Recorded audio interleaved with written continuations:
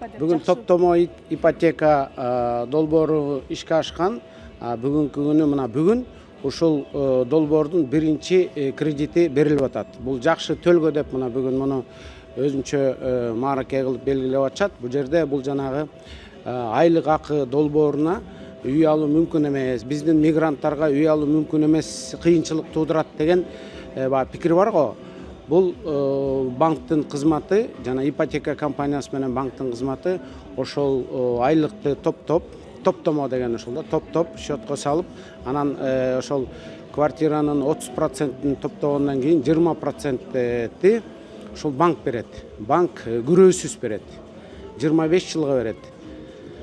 Жок, 10 жылга берет экен. 10 жылга берет, күрөөсүз берет. Ошондуктан бул долбоор биздин жаштарга, өзгөчө мигранттарга, жана айлыгын топтоп жүрүп үй алам деп ниет кылган адамдарга абдан чоң жардам боло турган механизм. Буюрса, бул ушул көбүнчө биздин жаштар менен мигранттарга багытталган долбоор. Бул долбоор сиз мамлекеттик ипотекалык компаниянын башында турганда башталды окшойт.